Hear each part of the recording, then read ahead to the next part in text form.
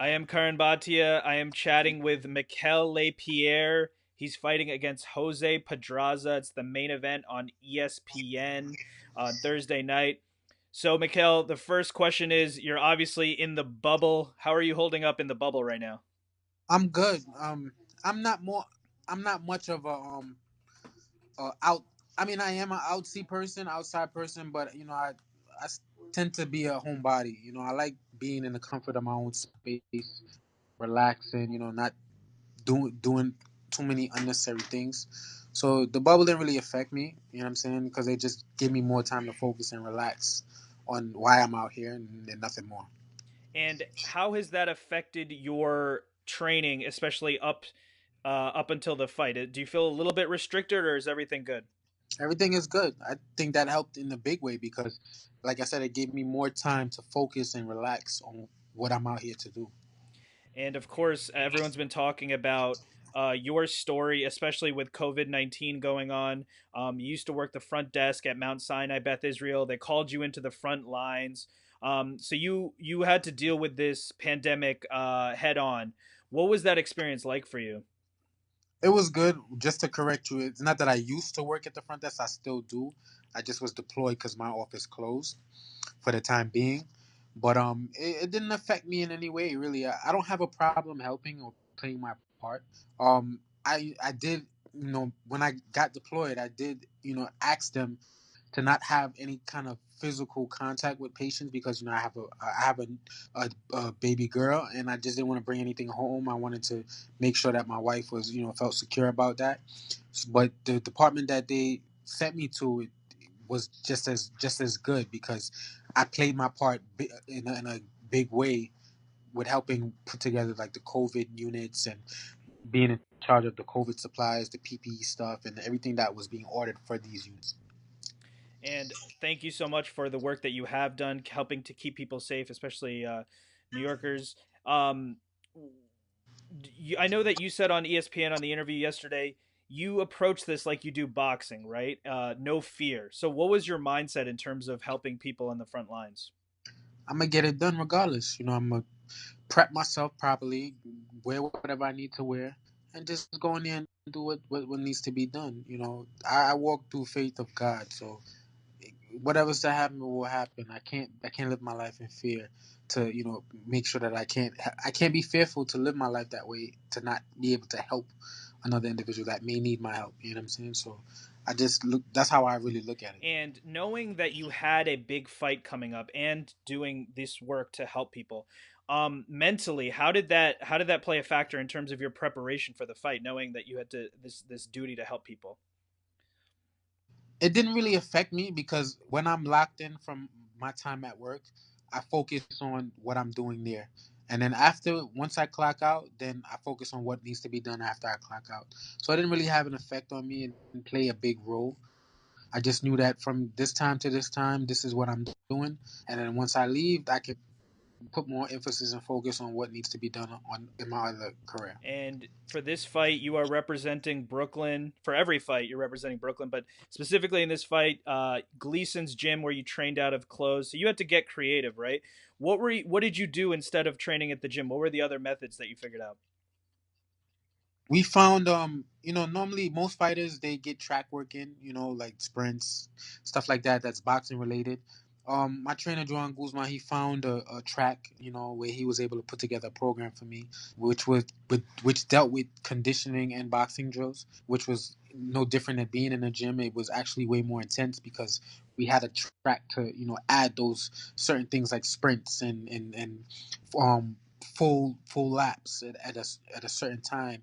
And then he had another area by where he lived, Bronx River Park, where he was able to set up the same things that he set up in the gym. He was able to get his body shield, put it around a tree. That was my heavy bag. He was able to do his slip rope the way we do certain drills, boxing drills with the slip rope. He was able to get that done from tree to tree. And he's Dominican, so he he didn't grow up with the what's the word, the luxury of a gym. He had to do it wherever he was wherever he was at. Sometimes without any shoes on, so he was able to put it together. It's not a hard concept to understand. People think you need a gym to work out, but with boxing, you can train anywhere. And I really think in this case, we need to change your nickname to No Excuses because the pandemic happened. You helped people. Your gym was closed. You still found a way to train. I know that you said you represent New York. You're going to fight for New York. Is it all that more important this fight this time around because of everything you've gone through to get here to this point? Yes, it is more important because now it shows people that I stand for a lot of things. I stand for positivity. I stand for being able to help people, being able to not give excuses for anything and getting things done. I just want people to understand that my story isn't a story to be taken lightly. It's like I've come a long way. Sometimes within that process, I didn't even see myself in this position, but to be here it just solidifies my what my goal was in the beginning, and that I do belong here. There's nobody that can't tell me that I don't. And speaking of your career, you're 35 years old. You've had a lot of success in the ring. Only one loss. That was to Maurice Hooker in 2019. What did you learn from the loss to Maurice Hooker? That I do belong on this level. I can't compete at the elite level. Just make some minor tweaks in the background. And once I do that, then my career should flourish. And this fight coming up with Pedraza, there's going to be more eyeballs than normal because there's no other live sports going on. A lot of people are going to be watching this. What do you make of Pedraza as a fighter? Is he a fighter that you respect?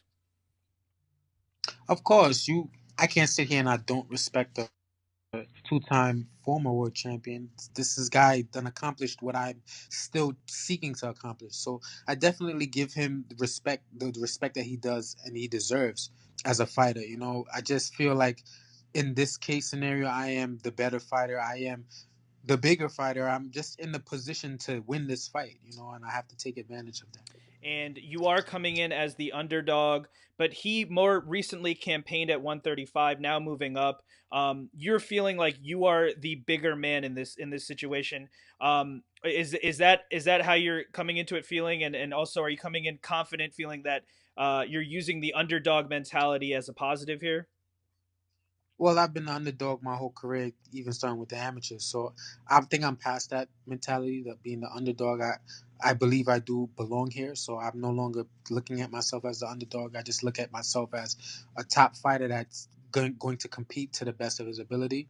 But I have a game plan, just to use my natural abilities, my talents, show people that I am skillful. It's not to go in there and be the bigger guy and be a bully. I want to show people that I'm an entertaining fighter. I want to show people that I do have a skill set, not just come forward because he's the bigger guy and pound on him. If I can do it, I'll give you pieces of it. But I want to show people what I'm really capable of. My name is not Slick Mick for a reason. I want to show people that I can be slick. I want to show people that I can throw combinations and get out of there. And you know what I'm saying? I want to show people that side of me, the side that my gym members see. The side that people that know me, that haven't seen me, they want me that side that they want me to show other people that don't know me. And so I'm sure we're going to see you boxing in there, moving on Thursday night versus Pedraza. This is the first time you're going to be fighting without fans. And I know we talked a little bit about the bubble, but I've read that you said you actually think that's better. You can be even more dialed in and focused. Is that how you feel? Yeah, that's how I'm looking at it. That's the good and the bad. You know what I'm saying? I'm looking at the positive and the negative. So once I take that mentality in it, I should be all right. And what after this fight? What's going to happen next for you? Are you going to go back to New York? Are you going to still be working on the front lines? Are you going to be back at the position at your current position at Bet 30? What's next for you after this? After this fight, I'm gonna be back at work on Monday. And thank you again for the services that you're doing and helping so many people. Just to kind of close it out, just two more questions. You're 35 years old, like we said, only one loss. What are your goals? World championship status, I'm sure, is in the cards for you. Is something you want. What do you hope to achieve in boxing before you hang up the gloves? Once I win this fight, I'll be back in title contention.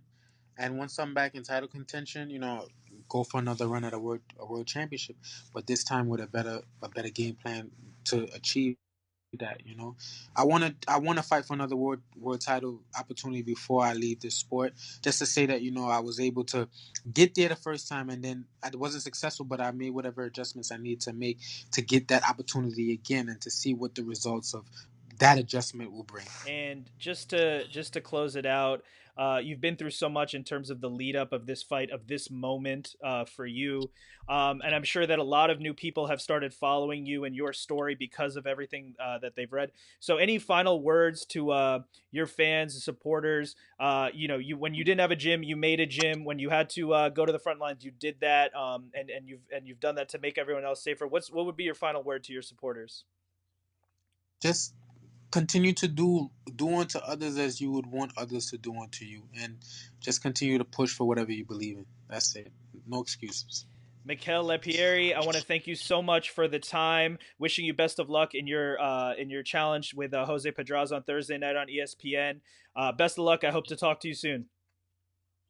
Thank you.